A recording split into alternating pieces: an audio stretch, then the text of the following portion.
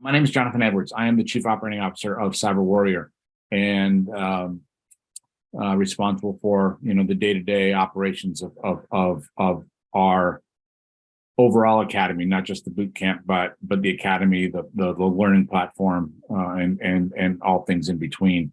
I am grateful that you guys have taken an hour out of your Thursday to come learn a little bit about cybersecurity, get some understanding of one of the many topics of cybersecurity, and also get a sense of how we pedagogically deliver our curriculum. The master classes are a critical part of what we do. There are north of, depending upon who you talk to, but cyber.org lists that there are north of 650,000 cybersecurity jobs open right now in the United States, about 4.5 million globally. That's not to say that they're all entry level, because they're certainly not all entry level. But if you even think that 20% of the 650,000 open jobs, that's over 100,000 open jobs in cybersecurity. So I guess my point is, these master classes are intended to excite you potentially into a career in cybersecurity, to show you what is possible, and to instill some aspiration in you that yes, this is possible, even if you do not have an ounce of IT background. It is possible for you. You need to know how to manipulate your computer. You need to know how to open browsers. You need to know how to do those basic functionalities. Because if you're looking for a function key, the rest of the class is 10 minutes later, and you're not catching up. But so you need to know how to, and if you're here, hopefully you know how to manipulate a computer, open an Excel document, that kind of thing. But we are hoping to inspire you to potentially join the cybersecurity field, because we need the talent. We need the best and the brightest. And it's one of the reasons why CyberWarrior Academy recruits from a diverse population, because if you want the best and the brightest, you cannot expect the best and the brightest from 50% of the population, which is what the industry currently recruits from. You need 100% of the population to get to the best and brightest. And so I'm hoping that there are a few of those in here in this room. With me today is our lead TA, Isaac Tolentino. And if you were to ever join a class of ours as a student, you would interact with him on a quite regular basis. Our lead instructor for today's class is Johnny Pham. Johnny is currently teaching 2 of our cohorts. We have a cohort in June that's actually graduating next week, and a cohort that's sort of on October 31st that he also teaches. Just to tee it up, we have our next cohort begins on February 20th, and the one after that is March 20th. We will have a cohort for people who have a little bit of experience under the belt in the IT world that will also start in March. That's a shortened program, but it is not something that anyone without IT background should even consider taking. You hear a shortened program and you say, that's for me. No, it's not. Unless you've got the skill set, you're making a mistake by thinking you can expedite it. So today, what are we teaching, Johnny? Incident response? Yes, sir. We are. Incident response is a very cool thing. Now, it's technical, but I will also tell you that one of the questions we always get from our students is, geez, I don't have an IT background. Well, guess what? We all do incident response on a daily basis. It may not be in cybersecurity, it may not be in IT, but we do it on a regular basis. We had a guy who was stationed in Iraq, and he was saying, I have no experience in IT and cybersecurity. I don't know, what am I going to do in incident response? And then he proceeded to tell us that he was the guy in charge of coordinating all activities during things like a firefight. And he said it during a career ambassador session, and the speaker said to him, wait, you were coordinating all people during a firefight and you don't think you have incident response experience? That's pressure. Just transfer those skills into cybersecurity and you're making a lot of money and you've got a great career. So Don't worry about the lack of IT skills. Think about how incident response has fit into your work world or your daily lives, and understand that those skills always will resonate. So I will stop talking. Johnny, you've got a slide deck to share with people, I guess, and it's all you. And by the way, wait, I'm going to say one more thing, because I talked about the importance of cameras,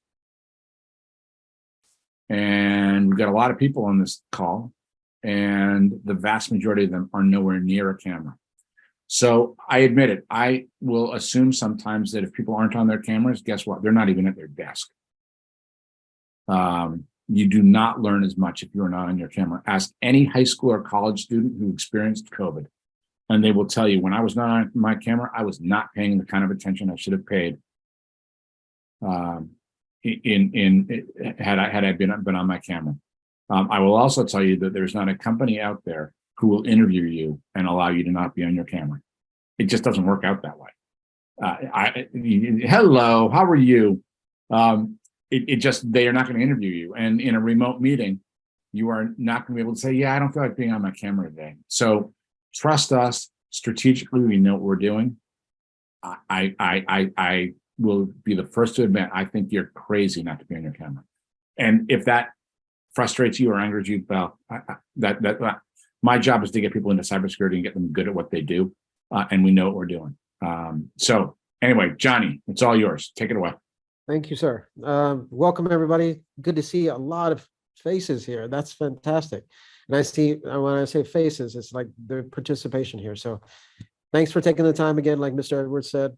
If you have the opportunity to be on camera, please do so. That's the thing for me. I'm physically on site at another occupation as well too, and it's the interaction, right? Same thing on the camera as well. So I'm not going to press it any more than that, but just I appreciate those that are on. If you're not, don't worry. I know that there's sometimes you're at your job and there's things that you'd rather not show.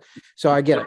So with that being said, my name is Johnny Pham. Like Mr. Edwards said, I do teach 2 cohorts. One is graduating next week. I had a cohort graduate this past September as well. I'm very fortunate to be where I'm at. So a little bit of background about me, and then we'll delve right into IR, incident response. I have been in the cybersecurity field for the last 3 years. I do have my certifications as a Security Plus, certified ethical hacker, certified network defense architect, and also my SIP and Splunk. So fantastic to have. The purpose of this conversation today is to give you a taste of what incident response is. If you like that type of high up-tempo type of work, fantastic. That's what I did. I was a SOC analyst.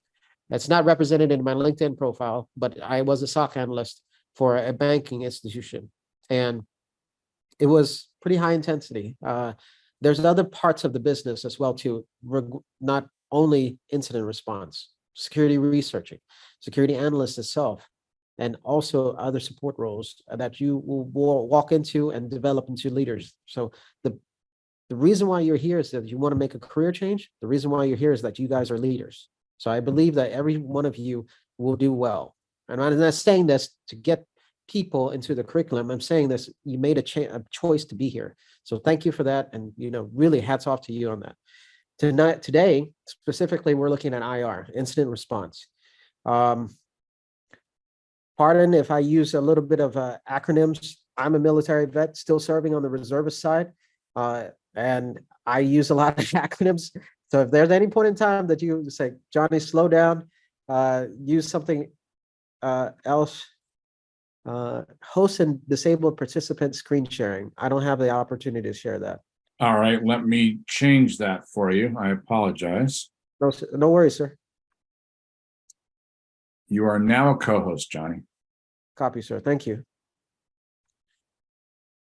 Beautiful. Thank you very much, Mr. Edwards, on that. So, incident response. Incident response, to be quite fair, is there's the proactive part of our business and cybersecurity in general, and there's the reactive. So proactive is mostly you're trying to defend, right? Any breaches that may happen. Reactive is a breach has happened, and now what do you do, right? So like Mr. Edwards scenario at the beginning where he described that gentleman who was literally organizing and maintaining an incident response litter to a firefight. Same thing here. Not so, intense, but it is intense. The main reason why is that it's a breach, right? Maybe digital, maybe physical. It's is really getting into the situation where the company, organization, wherever you're working at, is in jeopardy of losing information. We have something that in the curriculum we teach about the CIA triad, which stands for confidentiality, integrity, and availability. The number one asset of any organization is data. If you lose data, source code, IP code, intellectual property, that's the problem. So that's the holy grail that you have to protect, and you're protecting that all the time. It's not like you can take weekends off. It's a 24/7, 365, and it's global footprint. It's not a region specific or anything like that. Types of incidents that happen. This is the most common that we have. Ransomware. You hear this often. Ransomware is exactly how it sounds. There's software out there that locks victims' data or computing device, whatever it may be, holds it ransom for a specified sum amount. It has happened in an organization. I can't mention what organization I used to work at. It happened. They stole a piece of our IP code, our source code, and they demanded $2.4 million, and we paid them. Did we ever catch them? No. They were very good. They're extremely good. There's crime syndicates everywhere. Like you'll hear of Dark Side, you hear of Rebel. Those are types of crime syndicates. Literally, they sell ransomware as a service. If you go on the dark web, don't go to the dark web unless you have Tor. You'll infect your computer. You can find RAS providers. RAS is an acronym for ransomware as a service. It exists. Phishing is another security type of incident. This is actually common, right? You get this digital messages that attempt to manipulate recipients into sharing or giving confidential information. What is that? It's like people that reach out to you, right? Even in LinkedIn, I'll get requests from people that I never knew about, and they're just trying to get information. They're just prying information from you. The same thing in an organization. One of the things that, as a certified ethical hacker, one of our favorite targets is going into sending a phishing attack, social engineering, basically, to go in via email, have that person click on email or give up information and escalate our privileges until we have admin access, administrative access that gives us keys to the kingdom, basically. So again, phishing is one of these types of security incidents. Can you safeguard against it? Yes. But is it 100%? Never.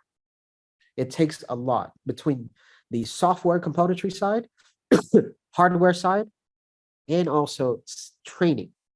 What is the number one asset of every company? It's people, right? You can say data or everything like that. Yes, it is. Data is a huge asset, but your people are. So your organization is as strong as your people is knowledgeable about security, cybersecurity. DDoS attacks. DDoS stands for distributed denial of service attacks.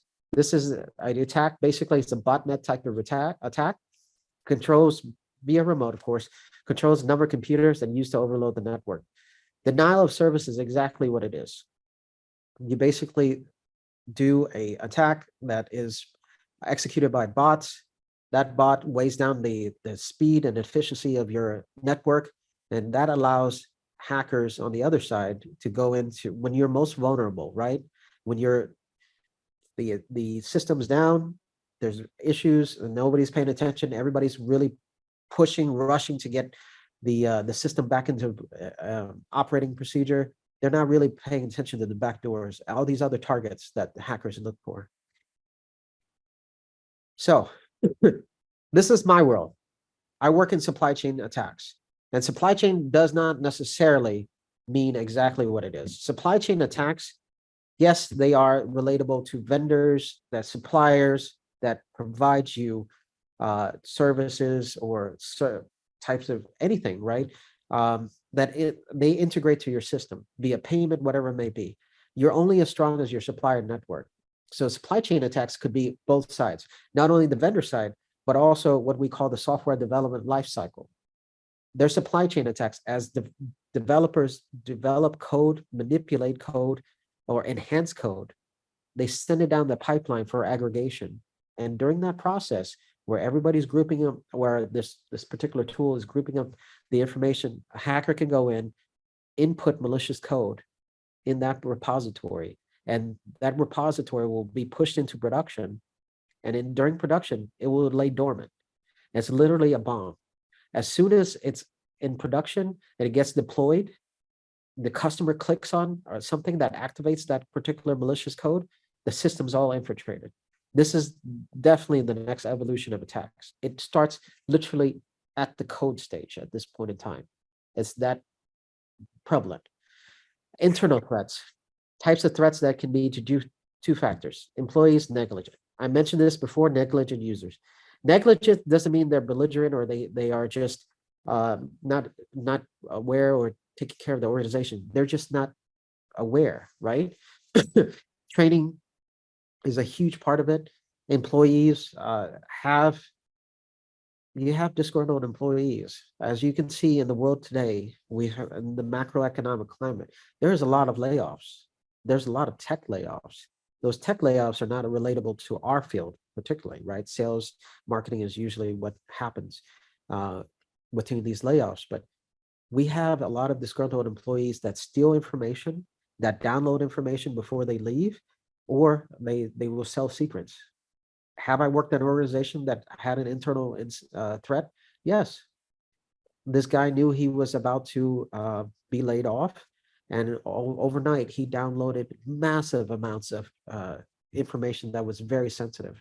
He was caught and he was taken into custody for a few things, but at the end of the day, these two, amongst the others, is the most prevalent threats right now.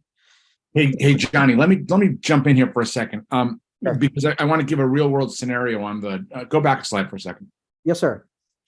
On the supply chain attacks, who on the call, and I don't see a lot of, because of the screen share, which is great. I can't see hands or anything. Who here has heard of SolarWinds?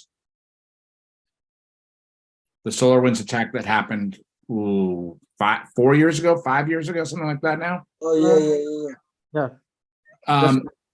That was a supply chain attack. Yes, that was a piece of software that was sold, and this is the brilliance of these guys.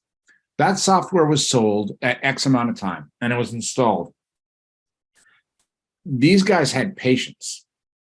They waited almost 2 years before they launched the attack. So the incident response team, and it was a big breach. The incident response team is looking for things that were installed, software code that was installed in the last, X number of recent days. Were they going to find it? Nope. 2 years. These guys had patience. Yep. And then they launched it because they knew that they were going to have all the time in the world to do whatever they needed to do. And they weren't going to get caught because then your natural inclination is to look for stuff that happened recently, as opposed to 2 years ago. So, yeah. and so the incident response team, it wasn't just a 24-hour response mechanism. It was months until they finally figured it out.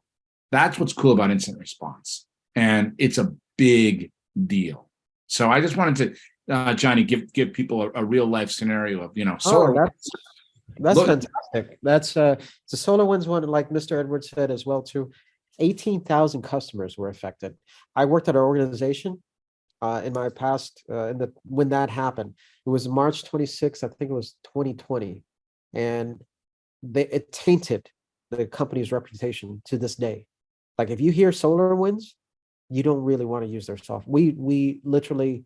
We remediated against, like Mr. Edwards said, it's months. It's not a quick fix. Log4j that happened in December of, I think it was 2021, was the same incident too. Not relatable to SolarWinds, but the Log4j vulnerability, that affected a lot of repositories for source code, and ultimately GitHub primarily, and that affected thousands of tech companies, and it took 3 months of remediation for my organization, let alone a larger organization. So Thank you, Mr. Edwards, for that example. That's definitely, there's a bunch of real world examples out there. It's just, we don't come across it as often, and it's not reported as often, but it exists. So when you're in part of the incident response team, what is called a CSIRT, there is members of the CSIRT. Obviously, you're going to have your CISO. Your CISO, your Chief Information Security Officer, is always going to be the leader, the incident commander associated with the team. You have your Security Operations Center. Some organizations are very large that they have a SOC set up separately. I work in an organization that has a SOC established. Now, my last organization, really not. It was literally some members of the InfoSec team, and whenever we were on call, literally on rotation, you would show up and serve as a SOC member. IT staff always have to have the IT individuals be part of this because they know the administrative pieces and the topology and how to manipulate the network as best as they can. An executive team representative, you always have an executive sponsor. Typically, it's going to be your operating officer. Rarely, the operating officer feeds information to your executive officer. So your ops officer will be part of usually your sponsor as a CSIRT. And then legal. Anything you do, you have to have legal and public relations into it. Legal and public relations are almost like tied in together, but really it's not, right? Legal viability, if there's a breach that happens, there's certain contractual rights that you have to notify your customer or providers about. Like they have to tell you. Francisco, did you have a question, sir? I saw a hand raised. Frank? Okay. Oh, my bad. Go ahead. What is the CSIRT stands for again? I get the incident response team, but the CS. Command Security Incident Response Team. Command Security. Yes, sir. Thank you very much, sir. Yes, sir. Absolutely. Or and then some. So let me take that back. Some organizations are called command because it's centralized. Some people call it computer security incident response team. Really depends on the organization, but a lot of time that I've been, or well, okay, let me take that a step back. Command, computer, or cybersecurity, depending on your organization. The organization I work for now, call it command. The past organization I worked at, called it computer. The previous organization I used to work at, definitely called it a cybersecurity incident response team. Really depends. The interchangeability of those terms is there, but at the end of the day, Frank actually asked a really good question because the IRT is the most important thing. You can call this whatever you want on the front end, computer security, cybersecurity, command center, or command center, whatever it may be. At the end of the day, incident response team is what you're looking for. Very good question, though. Thank you, Frank, for that. Thank you, sir. Yes, sir. Here's other pieces of the puzzle that make up the CSIRT, Human Resources Team Representative. Incident response team, you're like Mr. Edwards said, it takes months and to remediate if it's a huge breach. So those types of breaches and having months to remediate means that you have to have individuals to work, and you're not going to keep them 24. You're not going to do a rotating shift. Sometimes if you're really short staffed, you will do a rotating shift. I've been at a SOC where I've worked, went to the nap room, took a quick 3-hour nap, and went back to work to do research. And it happens. Some organizations are large enough where you have a rotating schedule and you can accommodate that, but HR is there to make sure that the people are taken care of. That's helping remediate this. Team representative compliance with regulations. That means privacy and compliance, your compliance staff. And risk management. If you're at an organization that's very large, you'll have a risk assessment team. The RA team will be part of that as well too. But the core individuals is what we've kind of walked through here. And the CISO, the SOC, the IT staff, the executive and legal team. And then you have your human resources and your compliance team member, your risk assessment team. Excuse me. How does incident response work? Basically, there's more than a couple of steps, but you have incident response planning. This is your game book, which is your playbook, basically. This is even before anything starts. You're planning, you're going through exercises. Organizations, you have tabletop exercises, which is an injection of an event. And then you're literally, a third party comes in, cultivates an event, sees how your team responds to it, but also if you're adhering to the playbook that you put out. So on a higher level, there's policy. Within that policy is your incident response, tactics, techniques, whatever it may be. In the policy, there's the procedural, the tactical pieces that you need to do as a team member, each team member, to make sure that they're taken care of, every step is taken care of, and all the check marks are there. So IRT planning begins in that cycle, right? And then, excuse me, guys, within that cycle, there's parts where you're doing tabletop exercises, you're being graded as well too, to refine your processes, because it's a whip, right? It's a work in progress, and it's definitively an evolution for us. Nothing's the same in our field. What the vulnerabilities that are listed on any database that we see now will never be the same next year or 2 years from now. Never. They're not going to use. Are you going to use the same tactics to breach something? No. The evolution happens all the time. Incident response process. How you respond. Who's doing what? The communication chain, right?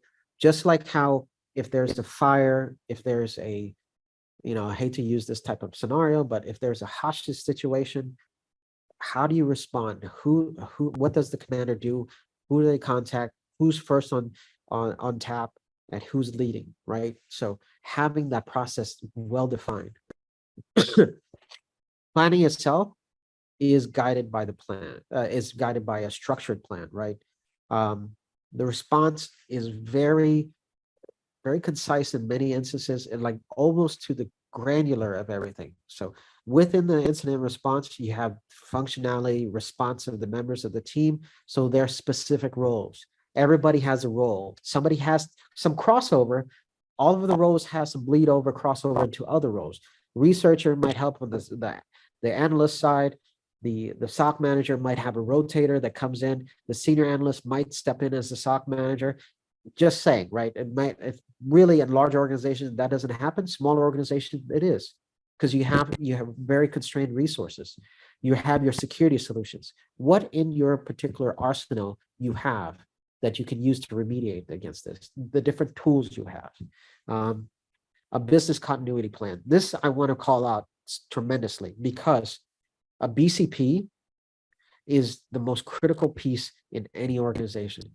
If you experience the walls could be crumbling down and you have a plan in place, you can't show your customer that that's the issue happening, right? They know by law, by legality, if they sign a contract with your organization. For example, my company in the past provided telemetry data platforms. Our promised service level uptime was 99.5%. That was written in stone. If anything failed within 99.5%, we would have to notify them within 24 to 48 hours, or we would be in breach of the contract. That ultimately allows them to break the contract and or sue us. So a BCP allows business to continue. If the system is shut down, you have to have another course of action. If that course of action is shut down, you have to have another one. So you can't just have one remediation step or one SIF plan. You have to have multiple plans in place to continue the business to avoid that. Because as soon as you drop and there's a breach, SolarWinds was a great example that Mr. Edwards mentioned. Nobody wants to do business with SolarWinds. They're still operating. It's just when you hear that, oh, breach, I don't want to deal with them. That's negative connotation. You lose your reputation as a company. You lose business. Reputation loss is income loss, basically. And that's our jobs, guys. So, excuse me. Incident response planning. Continuation, a detailed incident response methodology that establishes the specific steps to follow in each phase. It is granular. I'm going to tell you, it is to a T. Do not miss any steps as you're working in a CERT team. You cannot, or IRT team, excuse me. You cannot miss any steps, because if you're a public facing company, you miss some steps, they do an audit and they catch you on that particular step, there's a failure. That failure might result in other ramifications. It's very serious. So these things I notate to you guys is not me saying things that are to scare you or dissuade you from anything. It is a high tempo type of organization. You guys seem very sharp. This is going to be the best path. I enjoyed it. My time, even though you're chugging along, you're going at high speed, the adrenaline is amazing on this.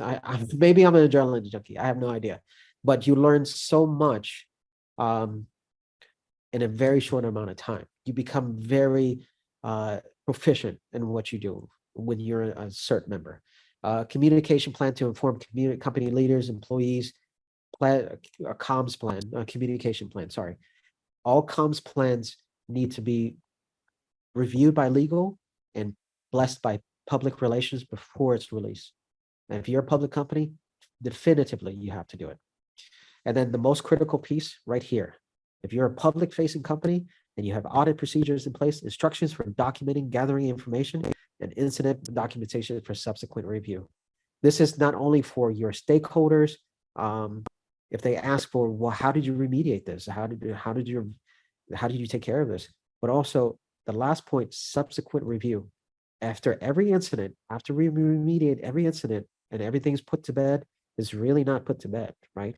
There's something called a lessons learned and an AAR. AAR is after actions report. An AAR, or lessons learned, shows you what you could have done better, right? That's the evolution of our field. You can always do something better.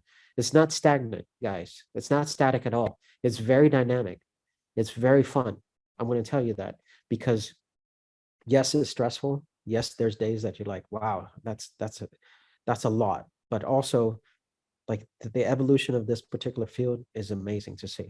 So the incident response plans process. This is a very succinct diagram in itself, but it's, as you can see, it is continuous motion. This is the evolution itself, right? Prep, you detect, you analyze, you contain it, eradicate any discoveries from this eradication and containment. Post-incident activity, where you could discuss things, or seeing continual monitoring. It doesn't stop, right? So in the process, eradication is removing it, whatever it may be. Systems now in place, which you guys are going to literally the next gen of tools for security that has AI ops, artificial intelligence, operational capacity built in, machine learning. We're at a point where endpoint detection response tools, IDSs and detection system, IPSs, have AI componentry built in that analyzes a threat, that sees a potential remediation, separates it from the system, and gives you steps to remediate and or ask you what to do. It is almost there. In the next 2 years, you'll see a lot of them. Companies like SentinelOne, Sneak, they have AI types of tools that have a heuristic model that does what an analyst would do 6 years ago. That takes them 15 minutes to analyze a potential threat, establish a pattern, and find courses of action. They do it in milliseconds. So why are we needed when these tools are in place? Because it learns from whom, right? It learns from us. And it takes 10,000 hours of human training, literally in machine learning, NLP, for a AI to develop a pattern or establish a routine. So it's there, but it will take many years before it's perfected. And even then, so it's an evolution, because every threat is it's new. There's nothing the same. Recovery. When the computer is sure that this threat is no longer a threat, and it restores the system. Now, caveat behind this is that there's two types. There's a restoration that if it's affected in one system, one part of the ecosystem of the company, then it's pretty quick. I would say, within the 24, 48 hour time frame. Now, if it's a complete destruction, you're building this up from backups, and that takes time. That's have I been in an organization where it builds from scratch from backups? No, none of us want to be in that state. Have I had colleagues that have it? Yes, and it takes an inordinate amount of time. Things you'll learn about differential, inferential type of backups to have that type of information at the ready from your cloud infrastructure as well too, that this curriculum teach. Post-incident review, again, AAR, lessons learned. You collect the breach, the evidence, documentation, and how to remediate, but also what better steps we can take in the future. Excuse me. Incident response technologies. These two in this particular page, which commonly is called a SIEM or a SOAR. SIEM stands for Security Incidents Events Management Tool. SOAR stands for Security Orchestration Automated Response. These particular two tools work in concert with each other. As you can see on the right-hand side, SIEMs are traditional infrastructure, more human intervention, and basic security protocols. I'm going to make a call out on this particular piece because yes, some SIEMs require a lot of human interaction. All SIEMs are. A lot of the SIEMs that are now have that machine learning built in, they are self-sufficient in many aspects. Basic security protocols, yes, when you walk into an organization, your security parameters are, again, it's gradually changing, right? You may have the best parameter set in at one point in time, but 2 days from now, 2 weeks from now, 2 months from now, it's going to change because the threat actors change. The SOAR covers your entire network, what we call a network topology, your footprint, firewalls, your desktops, your virtual machines, whatever it may be. It has a larger data set and more automation. Automation means that the less touch points you have and you automate the processes, the more you can focus on the strategic as opposed to the tactical pieces. They say a SIEM versus a SOAR. Really, if you're a smaller organization, you're going to choose one or the other. I'm going to say that, to be honest with you, your ecosystem, your cybersecurity ecosystem involves a lot of components, SIEM tools, IDS, intrusion detection systems, intrusion prevention systems. You have vulnerability scanners, and you have other pieces that are integrated in the whole system. There's no point that is not a impenetrable fortress. So though it says versus in here, I highly recommend if you're a large enough organization, you're gonna have both. So orchestration in general, right? So 3 fundamental blocks: training people, proven processes, and integrated technology. You can have the best in class technology. You can have the best process in place, but your number one asset is your people. And people, if you train your people to have that mindset, to be aware, knowledgeable, and literally in your high stress, high pressure type of situation, that they can conduct themselves as professionals, that's one of the things that you want in your IRT, your CSIRT team. You want to have, you can have somebody who's not as versed. And we've had a bunch of junior SOC analysts as part of certain team members because they had a desire to learn. They're not as strong as seniors or mid-levels, but they had a desire to learn and they were extremely proficient. And what taskers we would give them, their specific role, they would learn it and practice it, and it was execution. It was very good. Orchestration has 6 principles for the creation of solid incidents, right? Understanding your threat, build your IRP, test and improve processes, threat intel. Threat intel is informational feeds. You're getting this from like 7 different databases, and usually it feeds into your SIEM, like a holistic dashboard that feeds in specific to your organization. Back in the day, it used to be a whole feed for everything, but now it's specific to your organization or your industry in general. Streamlining incident investigation and response, ultimately orchestration. Putting the motions in place, having the people go through the motions. Automation, like we touched upon, if you can automate tasks, the less touch points as us individuals have, and there's automated responses, and that bring this, making the systems bring information to you, as opposed to you searching and building things from different silos of information, makes it much quicker, allows you to strategically focus. Basically, task at hand to remediation is much quicker. Excuse me. This in general is kind of like a amalgamation of what we do. There's a lot of tools in here that are processes and technologies that you can use. This is just a broad overview, right? Your attack surface. We cover all of these things. Like on the far right is your a little bit of a network topology. All of these are covered within our curriculum. You go through not only the Security Plus, you go through Cloud Plus, and ultimately you're a CEH, a certified ethical hacker. You go from blue team to red team, knowing both spectrums, how to defend versus how to definitely penetrate an attack. So these things, as great as they are, these are types of technologies. There's actually software that leads you to the process as well. These are just some cases or some examples of what we teach you in this curriculum.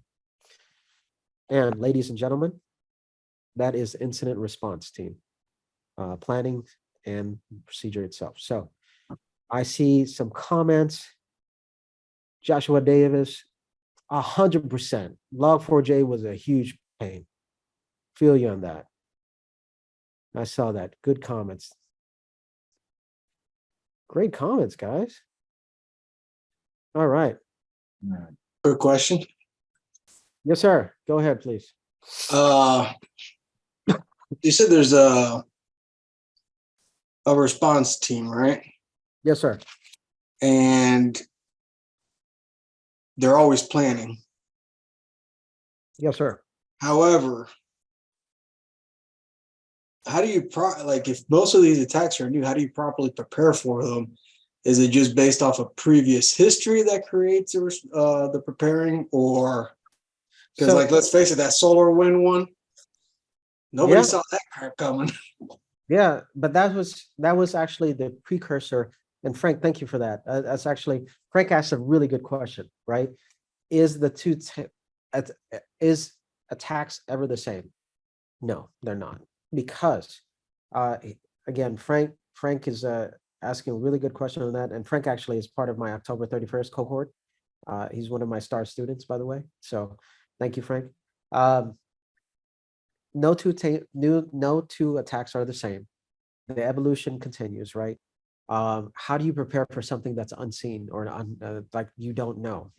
You do to the best of your ability. That's the thing.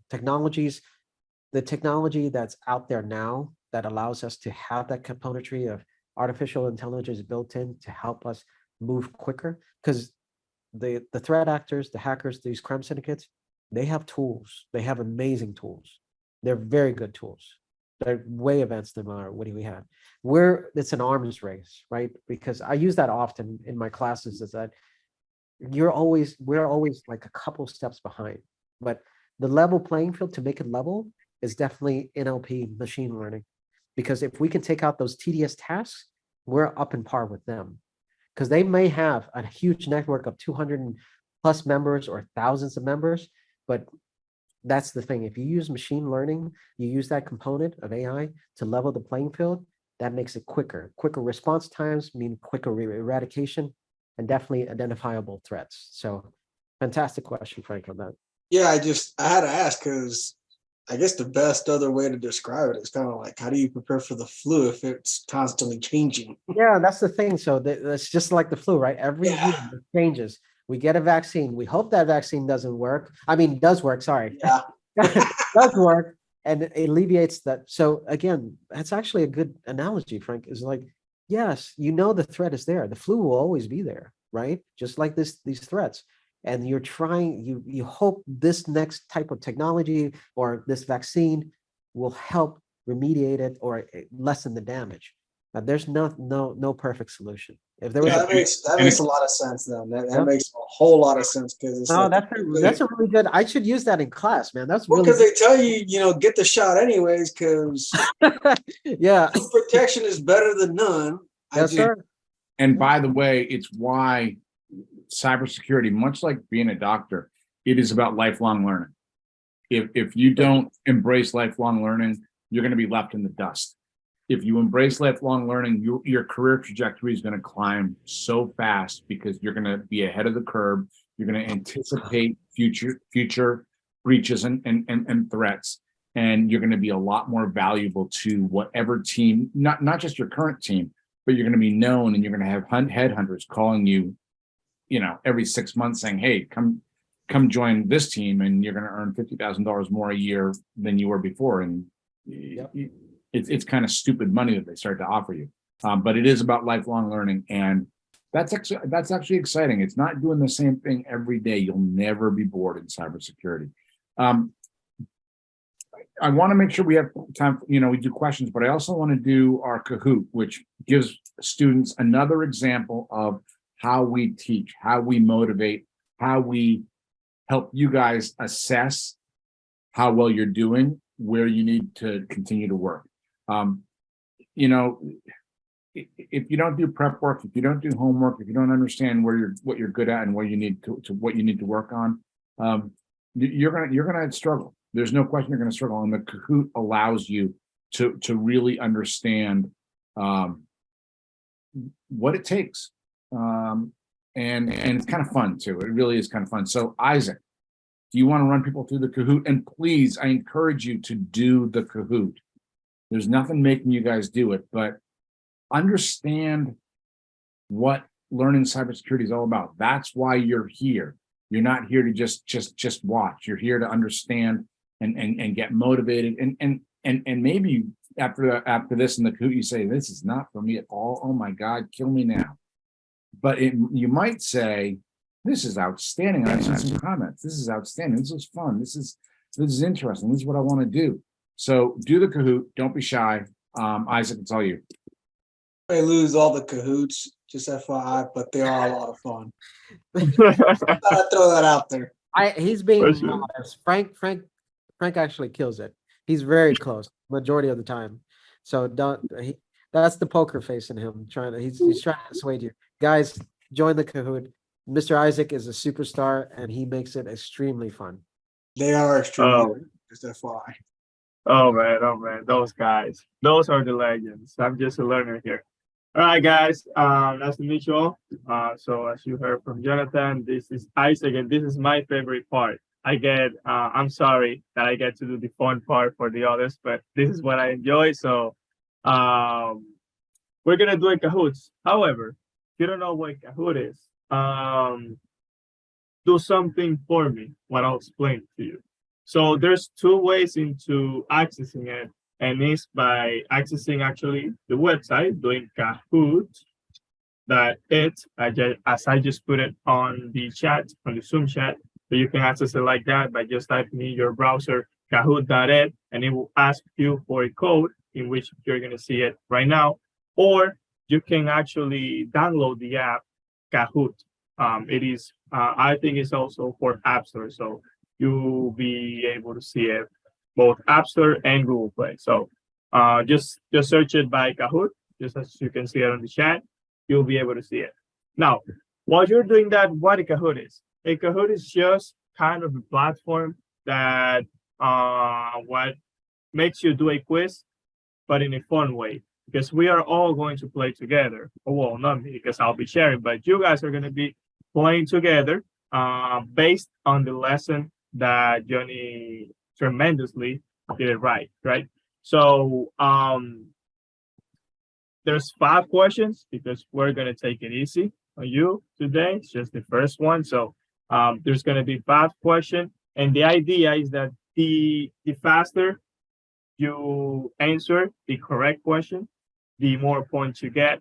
And then at the end, we'll be able to see a leaderboard, see who were the top 5. So let's see how that goes. So access it through the app or through the website Kahoot. And let me just share my screen. So I'll also share with the muted with the little music it has. So I want to see people doing this. This is part of assessing whether this is something you want to do. So please don't be shy. Please don't be shy. It is fun. There's no way you get a sense of what a class like ours is like unless you take advantage of all the different opportunities. Let's get going here, Isaac. Yeah, let's get it going, because if not, you guys are gonna get out. Let's get it. So good luck, everyone. This is easy, so let's do it. Incident response. 3, 2, and 1. We have the true or false. Is CM one of the incident response technologies? Ooh. Is CM one of the incident response technologies? So you can select either true or false. And there we go. Okay. We're starting out good. 12 got it right. Okay. Good job there. And this is what I'm talking about. Now we can see who's leading, which Jared is on the top. Okay. And InfoSec engineer is at second place. Hey, it's not how you start, it's how you finish. And that is all the time. So let's see how this goes. Second question. It is one of the orchestration principles for the creation of incident response functions. Ooh. Level up a little bit in this one. So you have 4 options. Which one it is? Right, 12 answers. We're missing 2 or 3. 5 seconds.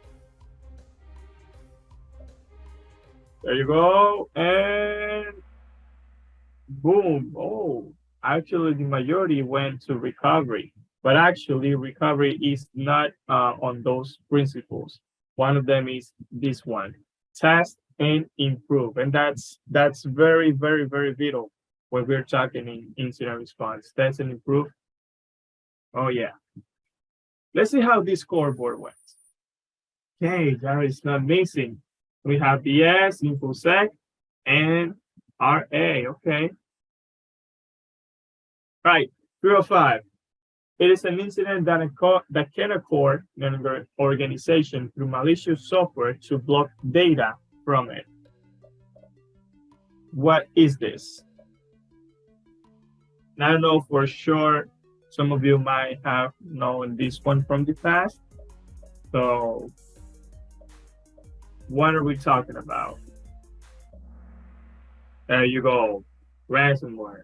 Good job. You got the DDoS attack there, but ransomware here is more known. So,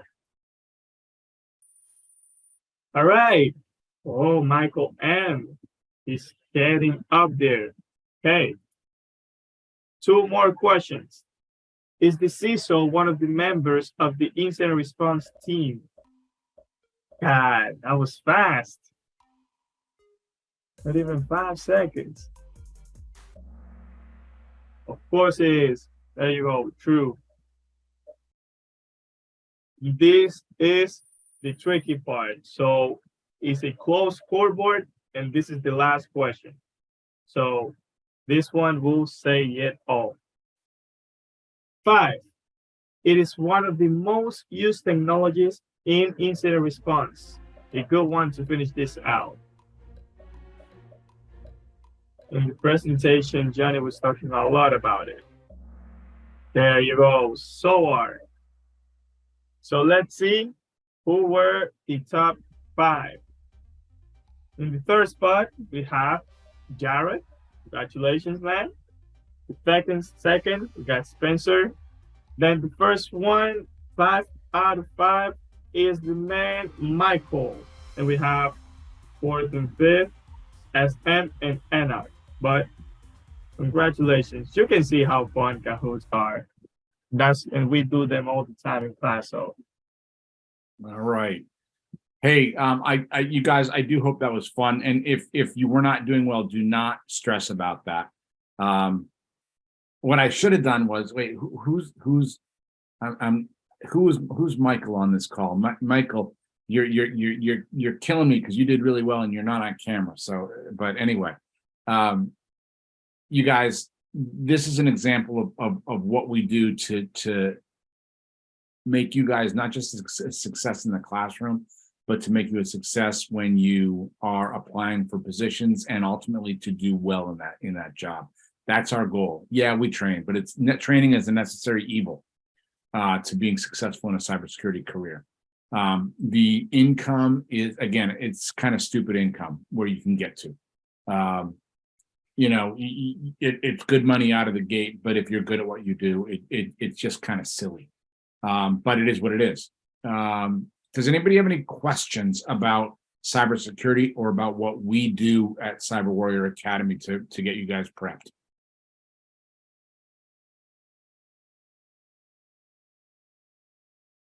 No questions at all. Are there any in the chat? No. I'm just saying, being part of the cohort that I'm at and everything.